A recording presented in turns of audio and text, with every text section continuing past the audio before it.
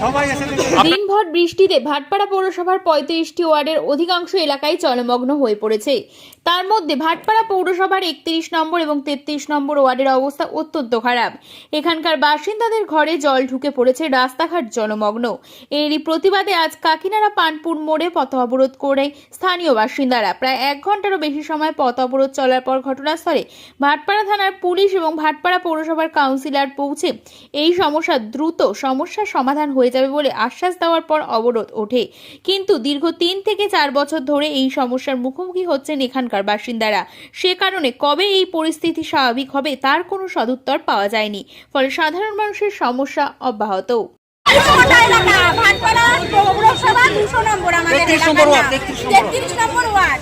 আমাদের এলাকাটা পুরো জলে মগ্ন।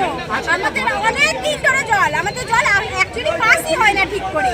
এবার এখন বৃষ্টিতে পুরো সবার ঘরে ঘরে জল আর সাপ ভর্তি হয়ে যায়। আমাদের ঘরে ছোট বাচ্চা রয়েছে, এখন খাটের উপরে শুয়ে রেখে এসেছি এখানে, আর একবার বৃষ্টি হলে খাট পর্যন্ত জল চলে যাবে, তখন বাচ্চাটাকে নিয়ে আমরা কোথায় যাবো?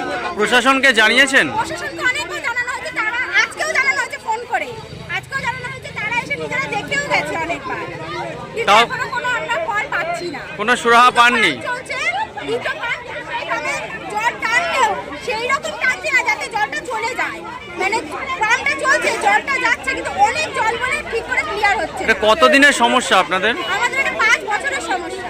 5 বছর ধরে সুরাহা হচ্ছে না? না, 5 বছর ধরে সুরাহা হচ্ছে না। আগামীতে না হলে কি করবেন?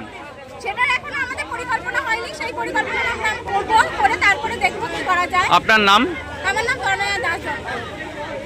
মূলত জল জমার প্রতিবাদে রাস্তা অবরোধ।